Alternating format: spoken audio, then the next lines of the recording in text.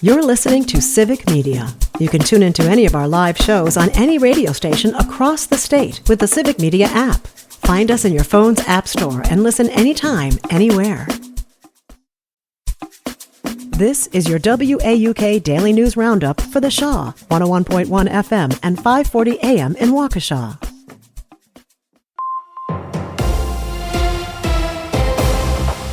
For 540 WAUK News, I'm Stuart J. Waddles.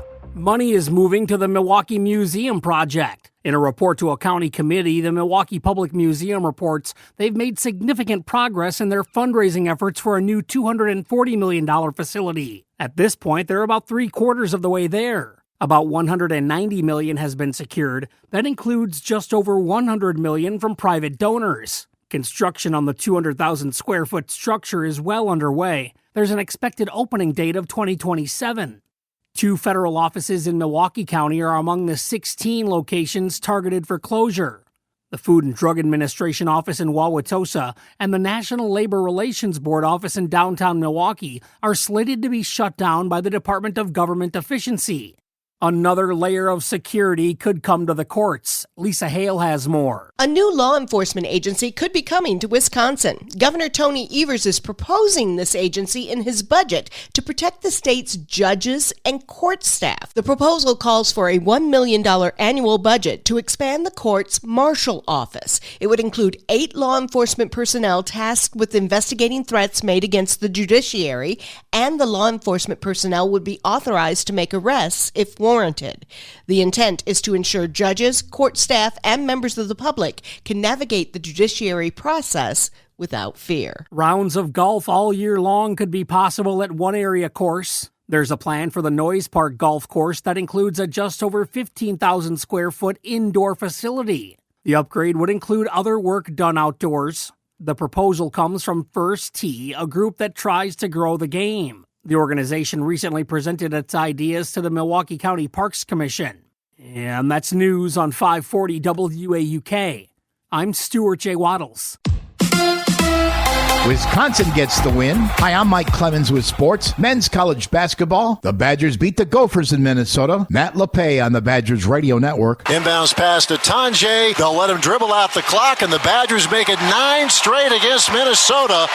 Wisconsin had to work for it, but Greg Gard's team gets the job done as the Badgers win it by 7. Final score tonight, Wisconsin 74, Minnesota 67. John Blackwell with 25 points. The Badgers 21 for 24 from the free throw line. That's the best in the nation. Greg Gard. You get on the road, you find a way, and I thought we had some decent looks from 3. But the fact that we were able to really be solid with the ball in the second half and get to the free throw line was really important. Marquette with a loss at UConn, 72-66. The Golden Eagles host number 6th ranked St. John's on Saturday. NBA, the Bucks over the short-handed Mavericks, 137-107. Giannis scoring his 20,000th career point. 20,000 points is obviously when I go on the court, I'm a competitor. I'm going to compete. That's who I am. I'm a fighter. That's Giannis Antetokounmpo with Sports on Mike Clemens.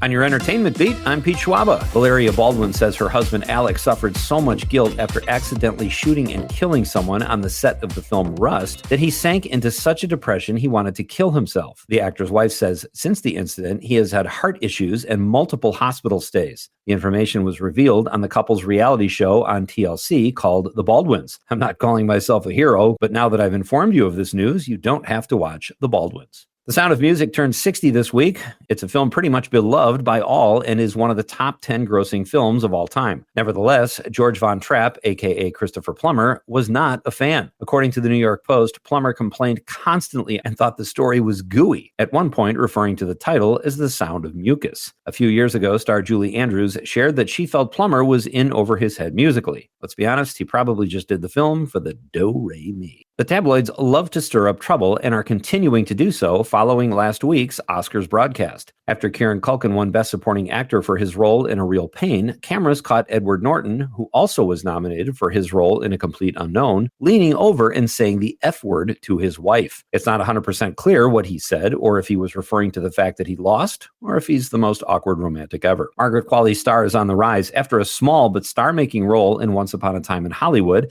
and playing opposite Demi Moore in this year's Oscar-nominated The Substance. The world is pretty much her oyster. After a really unnecessary James Bond music tribute at the Oscars last week, which happened just in time as Bond was killed off 2 years ago, fans are now saying they hope the daughter of Andy McDowell becomes a Bond girl. Quite a leap. If you're heading to the theater this weekend while the snow melts, here are some moving pictures you might enjoy, especially if you're into sci-fi. Opening in wide release is Mickey 17. It's being called a sci-fi, comedy, drama, mystery, thriller. It covers a lot of bases. I think the only genre they're missing is adult film. The movie stars Robert Pattinson, who plays an expendable on a dangerous mission to colonize a planet covered with ice. The film is getting mad love from critics with an 87% and certified fresh rating on Rotten Tomatoes. Another new sci-fi film that hits theaters, In the Lost Land, stars Mila Jovovich and David Bautista. The film is about a queen who sends a sorceress into forbidden lands to find magical powers, kind of a necessity in the sorcery game. It's a nice cast and sounds fun, but is batting about a 50% with just a handful of reviews in. If science fiction isn't your thing, there are still lots of leftovers in the theaters from the last couple weeks, and most Oscar films are available to stream. For more showbiz fun, tune into Nightlight with me, Pete Schwaba, weeknights from 6 to 8 p.m. on the Civic Media Radio Network.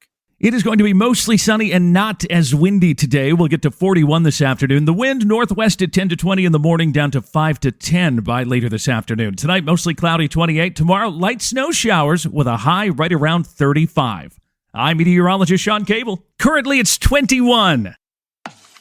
That's your WAUK Daily News Roundup from Civic Media. Subscribe to this podcast on Spotify, Apple, or wherever you find your podcasts. Find more news at WAUKradio.com.